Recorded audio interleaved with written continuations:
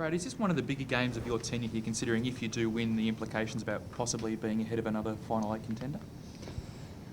I think Essendon is certainly treating it as a huge game, and the ladder suggests that it is. And we've probably been in the fortunate position for the last 8 or so weeks where every game we played has been critical to the ladder and to a potential final spot. So this game's just another one of those for us. But I think our club, our players, our coaches welcome the pressure that comes from a big game, and it's certainly going to be a great atmosphere at Etihad Stadium on Sunday afternoon, and it's a big result for both teams really. So we're looking forward to it. But it's not foreign to us. Sorry. No, you're what right. did you make of the Bombers last week? They did a lot right. They didn't get the win, but what did you think of their performance? Oh, fantastic! Really, really good performance from all their players. Really, they had a good even contribution, and I thought their forwards looked dangerous, and their midfield, led by Jobe Watson, was outstanding. So, I think they've said themselves that they bring that sort of intensity to the contest. They're going to be pretty competitive. So, we've got to make sure we match them in that area. In your time at North and back another 10 to 15 years as well, is it fair to say Essendon and North are traditional rivals? I reckon we probably treat it that way. I'm not sure they do. If you ask Essendon supporters, I think they'd probably have a few other clubs ahead of us in the pecking order there. But just given the geographical location and proximity, I think it's something our supporters always look forward to. And you think back through the late 90s in particular with the North-Essendon rivalry, I think it's always something our supporters really look forward to. And we're hoping to get some retribution for them for round one. For the players and for the football department, we're just looking to win the game. But I think our supporters would genuinely love some retribution from round one.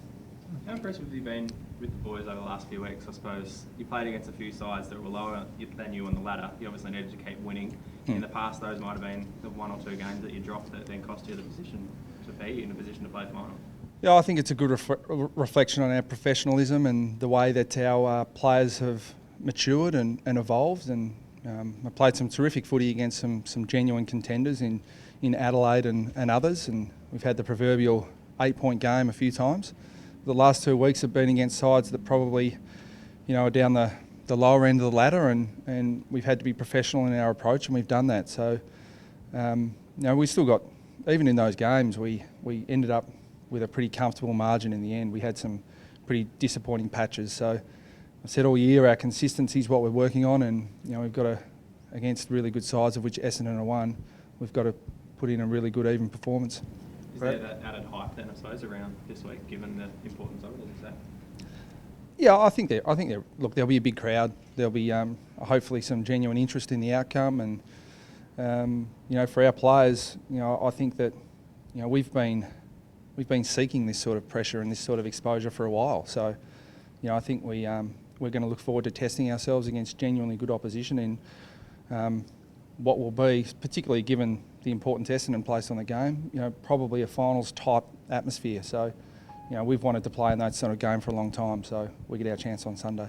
But I believe Hamish is in for his operation today. Was there any reason you didn't look at a more traditional reconstruction for that? Yeah, look, there's a couple of things with Hamish.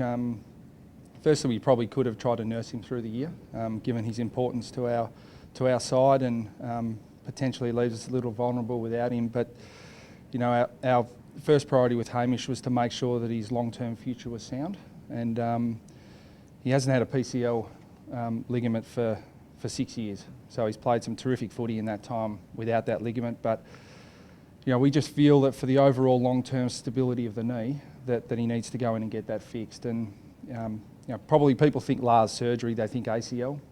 His ACL's pristine. It's just a matter of shoring up the stability in his knee. So that Lars PCL will do that, and it'll give him a really quick turnaround so that he gets in a full pre-season. He'll be able to train at 100% by the time we go to Utah in the pre-season. So he'll be in good shape. Could you have done that with I suppose a natural piece of hamstring like you would with an ACL? Yeah. I mean, we did an enormous amount of research into it. Look, the ACL Lars has, people who say that it's the best method, other people who would disagree. With the PCL, we feel that it's the best course of action, the quickest course of action to getting back. But also with that, it's it's the method that's going to give him the best chance to have a long career ahead of him. He's only 27, so he's got a lot of footy in front of him. It's been 7 weeks since you gave Liam Anthony a second crack at the seniors. Is he now playing the way you want him to? Yeah, he's really improved. I think his improvement's pretty much been in line with our improvement as a team. So he's not the only one. There are a few in that boat, but I've been really happy with the way that he's dedicated himself to the things we wanted him to work on, and he's adding something different to our team at the moment, and he's certainly becoming a major contributor to our team most weeks. Is that primarily the defensive aspects? Yeah, that was one of the things. The way he's used the ball has been really damaging over the last few months. So, we're looking for him. He's a terrific athlete, terrific accumulator of the footy. So, we really wanted him to start to hurt the opposition a bit more, which he's been doing. Brad, if Todd Goldstein fell down injured tomorrow, who would most likely come in as your ruckman? Fortunately, I haven't had to think about that. But seeing as you put me on the spot, Nick, Ben Maybon's been developing really well. Cam Pedersen said at every press conference, he must be bored of it by now. He's good enough to play AFL footy, and by rights probably should be playing. And we've used him in the ruck before, so we're fortunate that we've got genuine ruckmen in the VFL, but we've also got Pedersen, Petrie, who can come in and play as genuine ruckmen if needed. Any changes this week?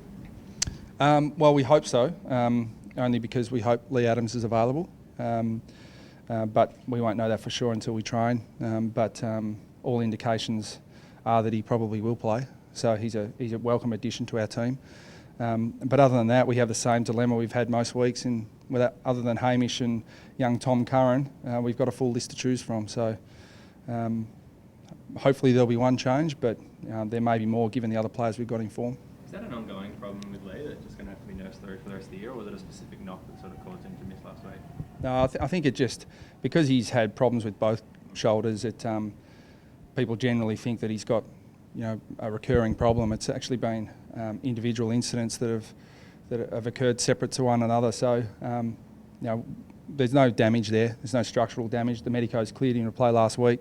I just felt that he had probably 3 or 4 weeks of significant build-ups to get himself up to play, that mentally as well as physically he was just exhausted, so he needed a week off.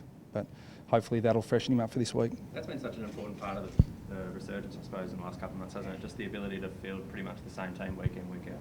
Yeah, I think continuity is a great thing. Not only on field. I mean, I've been wrapped with our football staff this year. I think not enough credit. People talk about injuries and they associate a great injury run with luck. And I've said before that we don't feel that's the case. I mean, you get a certain element of luck when it comes to direct contact injuries, but our soft tissue injury rate has been just unbelievable this year, and we feel that's in direct response to the staff we've got here who do an enormous amount of work in preventing those type of things. So we've got to remain diligent on that front, but we haven't changed an assistant coach in 3 years. We kept the same development team, so continuity across the board, not only on field but off field, has been really important. Just back to Hamish, Brad. He only played the one game back in the VFL before the knee sort of flared up again. Is that right? Yeah. Yeah, he did. Yeah. Well, he only played the one because he played, and then Werribee, with the vagaries of the VFL fixture these days, he had a 5-day break to go over to Perth to play in the Foxtel Cup. So we didn't want him to double up 5 days after. But subsequent to that game, his knee swelled a little bit, which we just felt it needed to be stabilised and it needed to be done as soon as possible. What sort of spirits is he in? He's obviously had a pretty frustrating run the last couple of years. Yeah, he's disappointed. I mean, I think the prospect, if we keep playing well, of entering our first final series in a while, I think he was looking forward to getting back and playing and pushing for selection to play in the final. So he's certainly really disappointed, but he's got great mates here at the club who have really supported him really well, and I'm sure that once he gets out of his surgery and gets back on his feet, he'll come back and support the boys really well. And the only way to try and sort of boost your morale is trying to live vicariously through others. So hopefully the team can do the right thing by him. And today, Brad, James Hird announced that he was bringing back a few players from injury, like Stuart Cramery. How are you looking at shutting down their midfield? Oh, look, it'll be tough. I think their midfield's led by arguably the best midfielder in the competition at the moment in Watson. And if Cramery comes back and Hurley and Gumbleton, and David Hill as an option. I think a lot's been made of Essendon's injuries, and we certainly think they're going to have to make some tough decisions at the selection table this week. So it's not as if they're scraping the bottom of the barrel. They've got some genuine options, and I think some really good players are going to miss out in their best 22 this week. So, the injuries I don't think have hurt them as much as everyone possibly suggests it has. So, we've just got to be their best. We've got to plan for their best. We don't know who they're going to pick, but we think their 22 will end up in pretty good nick. Gumbleton's kicked, I think, 10 in the past 4. Are you surprised how well he seems to have fitted in after so long out?